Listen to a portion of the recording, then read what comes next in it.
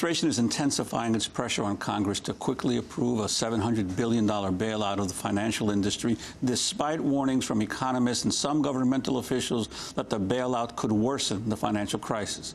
Last night, President Bush held a primetime address to warn the nation's entire economy is in danger if the bailout is not approved as soon as possible. The government's top economic experts warn that without immediate action by Congress, America could slip into a financial panic, and a distressing scenario would unfold. More banks could fail, including some in your community. The stock market would drop even more, which would reduce the value of your retirement account. The value of your home could plummet. Foreclosures would rise dramatically. And if you own a business or a farm, you would find it harder and more expensive to get credit. More businesses would close their doors, and millions of Americans could lose their jobs.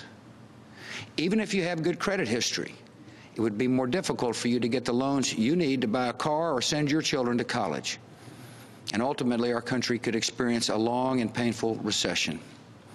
Fellow citizens, we must not let this happen. Thursday night's address was the first time in his presidency that Bush delivered a primetime speech devoted exclusively to the economy. His dire scenario about the state of the economy stood in stark contrast to his comments at his last press conference 2 months ago. I think the system basically is sound. I truly do. And I understand there's a lot of nervousness, but the economy's growing, productivity's high, trade's up. People are working. It's not as good as we'd like, but and to the extent that we find weakness, we'll move. That's one thing about this administration. We're not afraid of making tough decisions. Today, the president is holding an emergency summit at the White House with both John McCain and Barack Obama, as well as top leaders for Congress. The Wall Street Journal reports Democratic leaders are hoping to nail down details of the bailout measure early today. On Wednesday, McCain said he would suspend his campaign to deal with the financial crisis. He called on Obama to postpone their debate Friday night, saying he would only attend if Congress approves a bailout package before then. Obama said the debate in Oxford, Mississippi at Ole Miss should go on as planned. We're joined on the phone right now by a presidential candidate who was not invited to Friday's debate, independent candidate Ralph Nader. The longtime consumer advocate has been a vocal critic of the Wall Street bailout. Ralph Nader, welcome to Democracy Now! First, let's start off with John McCain announcing that he is going to suspend his campaign and wants the debate canceled. Well, I think Senator McCain is showboating. I mean, what's going on in Washington and Congress now as the Bush administration is trying to pull the Constitution out by its roots and demand that Congress give it a blank check without any criteria, without any accountability for $700 billion bailout of Wall Street, is not dependent on whether John McCain returns to Washington other than to vote.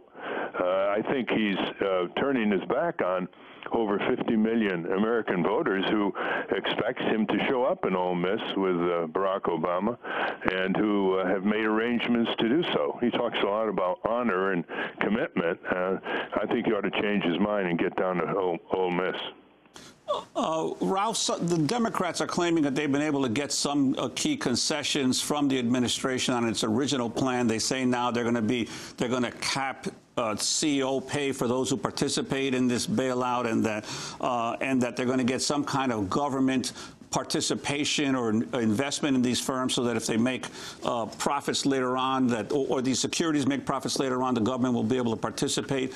But your sense, are these real substantive changes, or is this basically cosmetics on a plan that shouldn't be in place in the first place?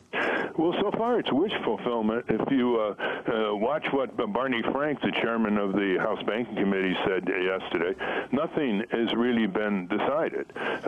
And also, it's not clear at all why a bailout is needed. That's part of the stampede and the panic that Bush and Paulson and Bernanke are pushing Congress toward. You know, it's eerily reminiscent when you listen to Bush yesterday of how he stampeded the Congress and the country into the criminal war invasion of Iraq in 2003. I mean, look at all his statements. This could do this. This would do that. Farms failing. Small business. Ta-da, ta-da. The first question we have to ask as citizens is, why is there a need for a bailout? the only conceivable purpose of Treasury intervention, said Roger Lowenstein in the New Republic recently, quote, is to buoy the market using taxpayer funds by paying higher than market prices. After all, if the government merely intended to match the market, what would be the point, end quote. In other words, if these mortgage-backed securities are distressed, well, they're going to fetch a lower price. There's a huge amount of money on the sidelines in Wall Street. Everybody admits that. So as a hedge fund manager basically said, look, if the price comes down lower than what the government is trying to keep elevated, we'll buy this paper. Warren Buffett put $5 billion into Goldman Sachs this week.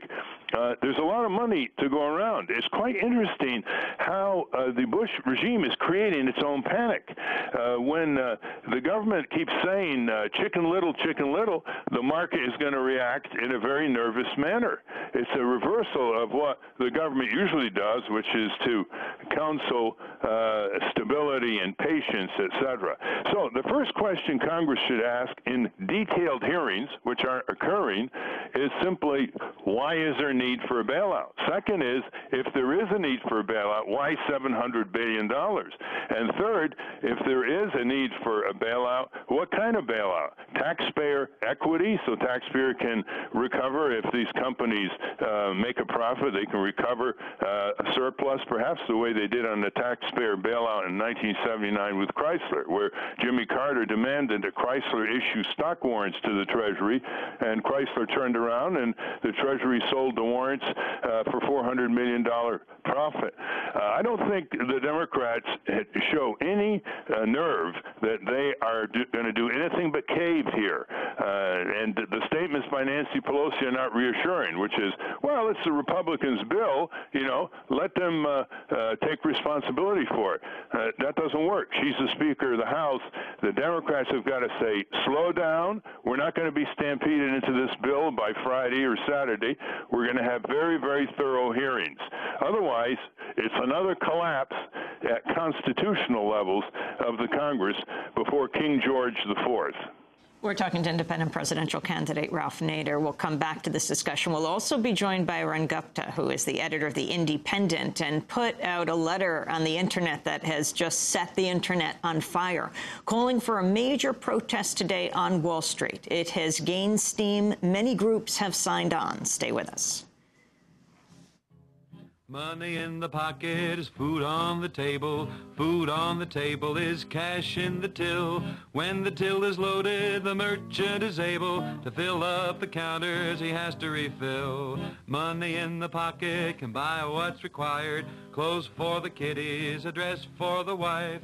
Money for the doctor, a show when you're tired. There's living a normal American life. From the worker